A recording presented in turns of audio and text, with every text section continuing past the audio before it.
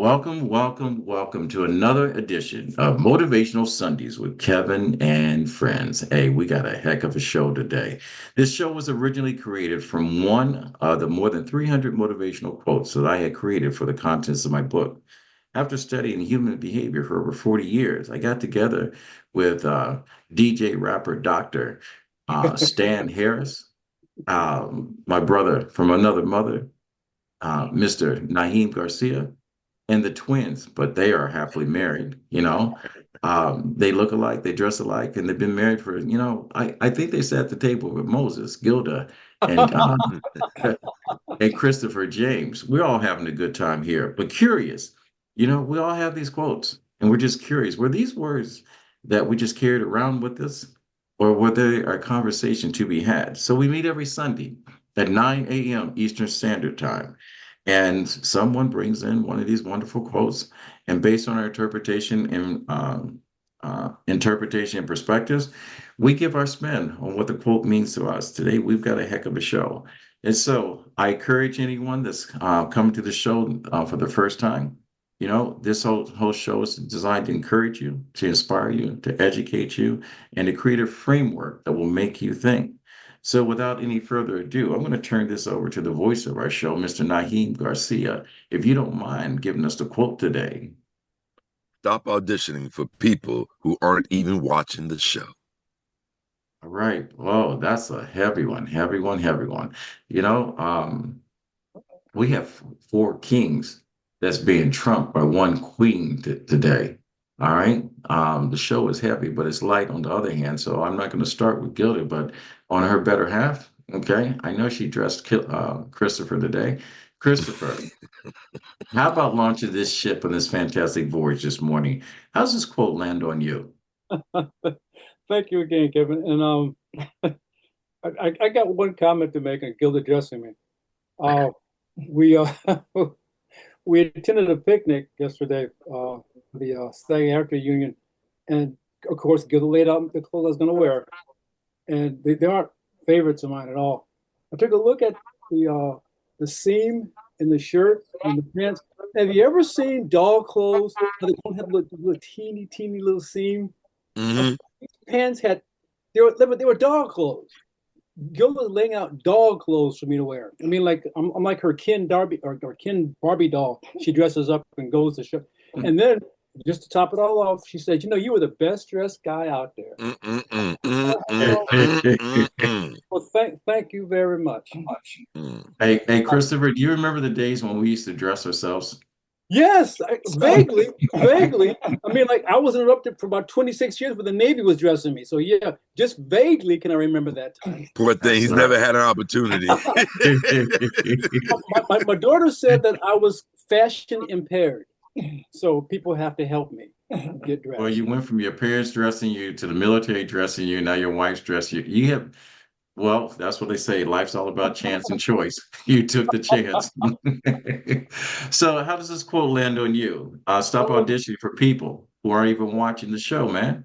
it's a reflection of how people can get caught up around folks who don't even have them as their interest, and even not even their minor interest. Um, and uh, the one thing that sort of spins back into my head was something I heard somebody say a long time ago. Birds of a feather don't stick together because they're dumb, because they know their own kind will treat them with respect. In other words, they will reflect, what the organization or the race or the species. Or the flock. Yeah, the flock. Uh-huh. They'll reflect the flock, not some passing fancy. But the bottom line is they'll always have your back. So don't look for people who aren't even interested in you. So yeah, I guess birds of feathers together because they ain't dumb. All right, Okay. all right, all right. So, we're going to turn it over. And this summer's been hot. I don't know what it's been like over in Texas or Boston, but here in Philadelphia, it's been hot. And we got Dr. Breakthrough, better known as MC Dr. Stan Harris. You probably haven't heard his new album. He dropped it a couple of weeks ago. Summertime, the heat is on. All right. He's one of the original rappers. All right. He taught Moses how to break dance. He's been around the block a couple of times. Mhm. Okay. Dr. Stan Harris, Dr. Breakthrough. How does this quote land on you? Hey man, first of all, I've never danced a day in my life. Uh, my wife's like, "How do you do all that martial arts and you can't dance?" I'm like, "It's different. I can do a kata now, fighting a man." Anyway, uh, well, hey, float like a butter. Hey, float like a butterfly, sting Yeah. like a bee. That's why they call me Dr. Stan Lee. Come Right. on. But hey, All right. seriously, my first three mentors were all the Lees, Muhammad Ali, Bruce Lee, and my mommy. So, anyways, all right, anyway. All right. So stop auditioning, as you said, for people who aren't even watching the show. Watching. So Ephesians 6:6 says, not with eye service as men pleasers, but as the servants of Christ, doing the will of God from the heart. I did a training yesterday, week number 7. I've been doing a training on Saturdays. Your financial breakthrough or breakdown is guaranteed. It's guaranteed if you implement the principles. It's guaranteed if your breakdown if you ignore the principle. One of the principle was simply this: that is, stop spending money you don't have Uh, to please people you don't even like, buying things you can't even afford. come on. Right. Yep. And again, if people would adhere to this quote and understand that, then they would understand, listen, like, why am I even doing this? These people don't even care anyway. And so, anyway, so we got to get back to what I call authenticity. And that is being willing to, if need be, like that orchestra leader, remember way back in the day, Barry White, Love Unlimited, you got to Yeah. have back to the crowd to lead the orchestra, and that is those people that are on your team. Those are the only ones you really ought to be concerned with. And coming together as a team, TEAM, together everyone accumulates more. And in my case, I'll say team, together each accumulates money when we do it together. Come on, somebody. So we got to make sure Mm. we're doing what we're doing, again, out of the goodness of our heart, understanding. And again, I like what Jesus says, lo, I come in the volume of the book. It is written of me to do thy will, O Lord. So even when John the Baptist said, no, no, I can't baptize you. You should be baptizing me. He said, no, no, this is the way it's supposed to be done based on my Father. Because I don't have eye service of men. I'm doing things because of my Father. And so the only thing that really matters is when I stand before my great God and Heavenly Father to hear him say, well done, thou good and faithful. So I'm going based on his script, the good book, the Bible, basic instructions before leaving earth, Bible, personal acronym, breakthrough insights, bringing life's enrichments. And so it causes me sometimes to live totally separate and different philosophies and so forth that others have, but they don't understand. I'm auditioning and I'm gonna get the part. Come on now, because I'm the All only one right. who can play my part.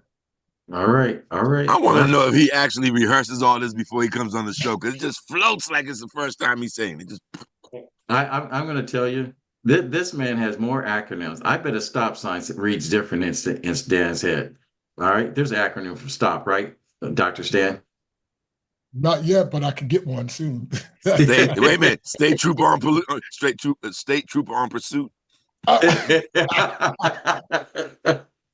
That's what they taught me at traffic school. State trooper on pursuit.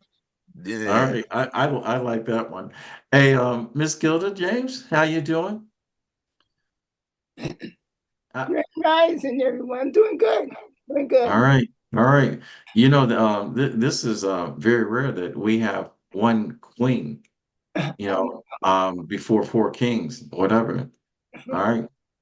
I mean, if this was a chess game, you win. How does quote land on you, Miss Gilda? Read the quote again. Stop. Go Stop ahead. auditioning for people who aren't even watching the show. Okay. Well, I came up with don't seek validation from those who are invested in your work. Who aren't? Here you go. Aren't. Yeah. Oh, that's a drop the mic moment from Gilda. Look at that. Look at that. Gilda throwing down today. Now, Because she knows Sunday breakfast is waiting and we try to get to it. That's it.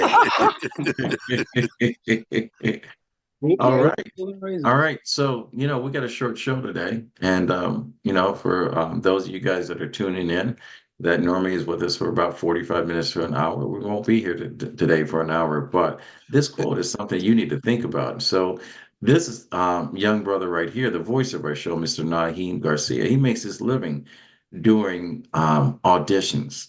I said he makes his living. If you haven't seen The Holdover, if you haven't, there's a couple pictures out there with Denzel and with Naheem in there. There's a couple movies out there with Miss Bullock showing up, Meryl Streep showing up. There's a couple pictures out there with Naheem showing up for movies he hadn't even auditioned for, but he's showing up. But Naheem, this quote, all right, you've been around the block a couple of times. How's this quote land on you? I must be auditioning for people that ain't watching me. That's what's happening. Right. We're trying to put eyes on you. My father-in-law said something very wise one time. He said, "Don't take advice from people that aren't even on your level."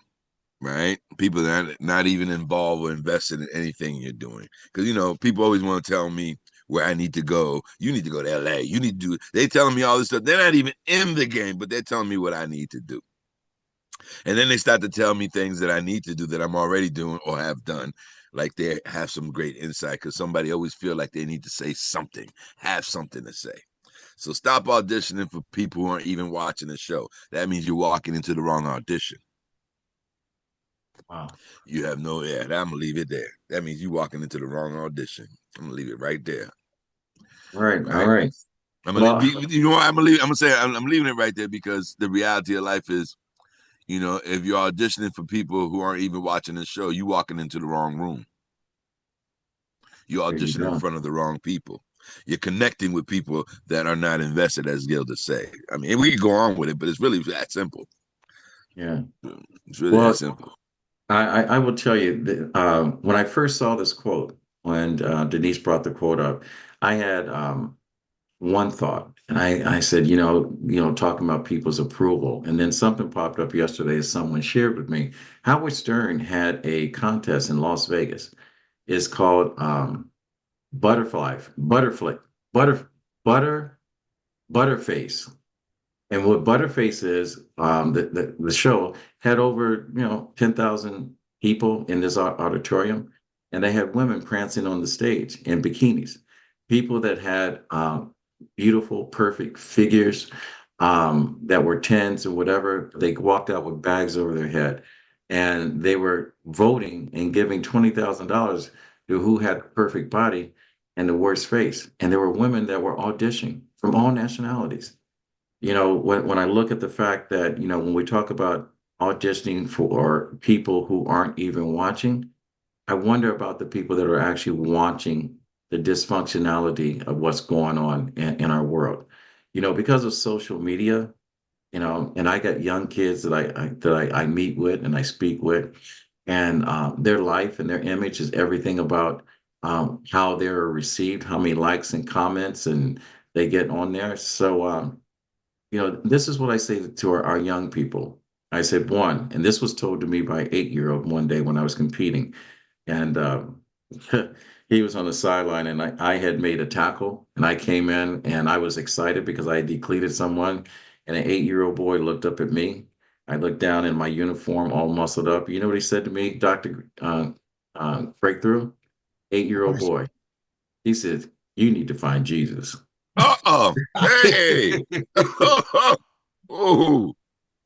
And so when looking at that, I said we often seek approval for people who really don't even care about us, who are wasting our energy and our time, and we spend it trying to impress them. We do it on the jobs, trying to get a promotion, and find out that we got passed over after we've been promised that you were the only candidate we were looking at, and all of a sudden they hire someone that left the job, and then came back and they give them the job over someone that they should have grown inside the company, and they get promoted. I said, growth comes from with embracing, like everyone on here, embracing your own truth and showing up as authentic you. We all have flaws. We all wake up indifferent sometimes. We're not perfect, but we work every single day to be who we say we're going to be.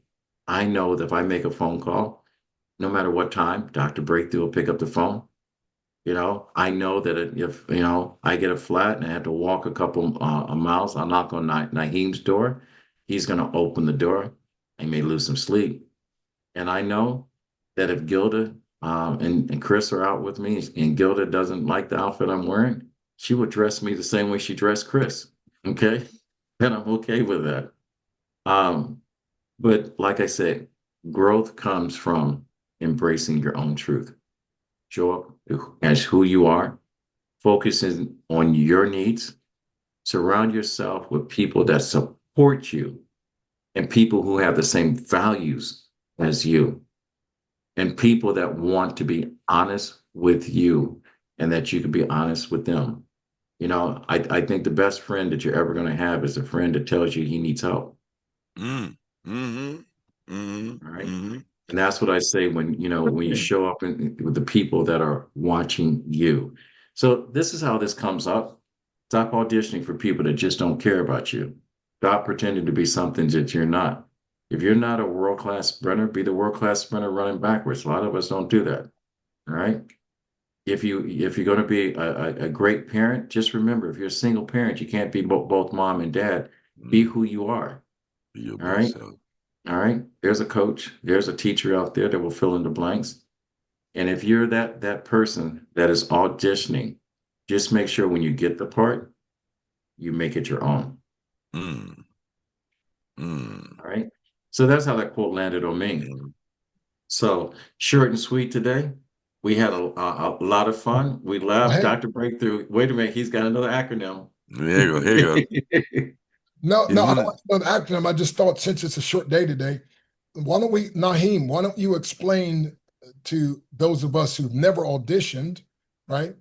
What exactly is an audition? Especially, you've been on some great, so explain that process and maybe a little bit of feeling. And I think that'll help set the stage even for some of the things that we've given already to help sink deeper into people's hearts of understanding when we say audition. when All you right, he just audition,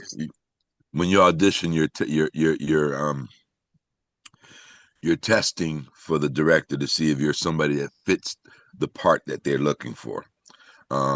So what's happening is that when you walk into the room, there's two things. You audition in front of the director, and if he likes what you're doing, he want to see something else. A lot of times in audition, some people don't do very well in the audition, or some people do very well with the audition, but their performance is not very good. So auditioning is a way for the director to observe a person and see if they fit in many ways, not just with their lines, but do they fit the set? Will they be responsible enough to be able to come here and sit down and be cool? Will they give us a lot more of what we're looking for? So there's a lot of things that a director is looking at, or the casting director is looking at when they're auditioning someone, not just to see if they could spit those lines, but do they fit the whole package? Do they look good? Do they fit like this character?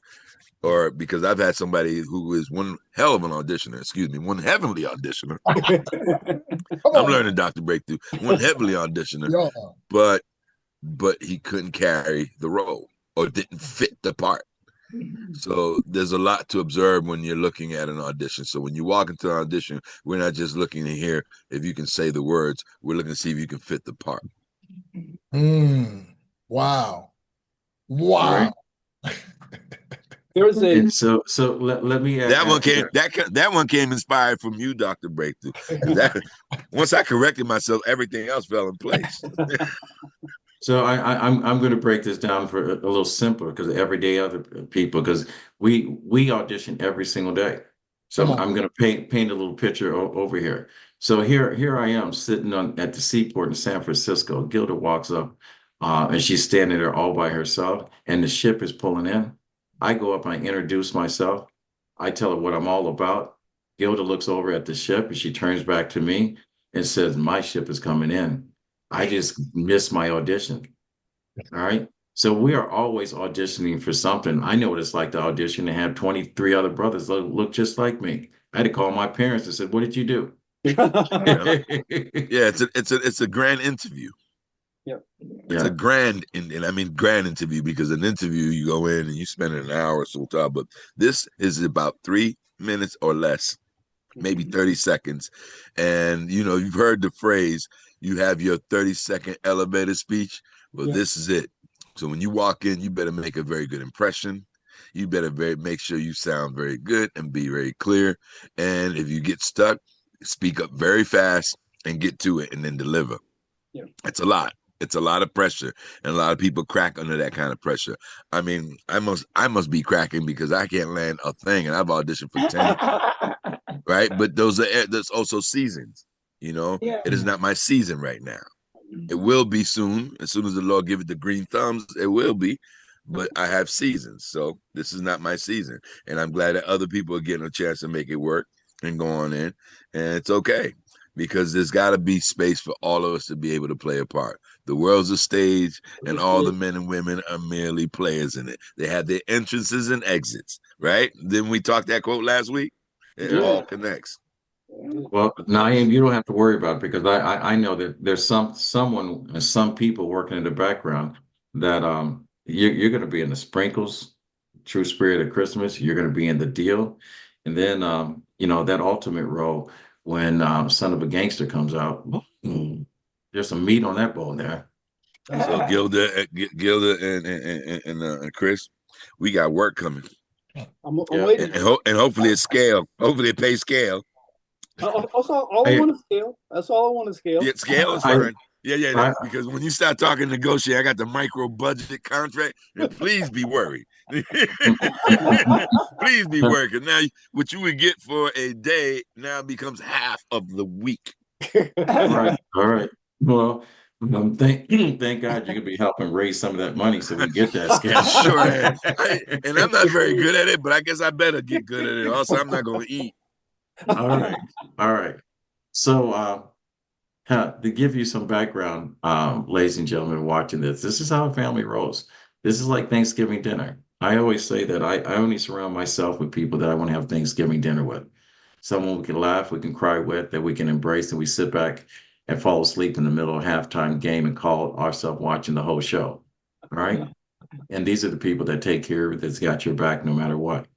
And the nice thing about the people on the show, I always get their truth, no matter what. I always get their truth, and I'm always open to it.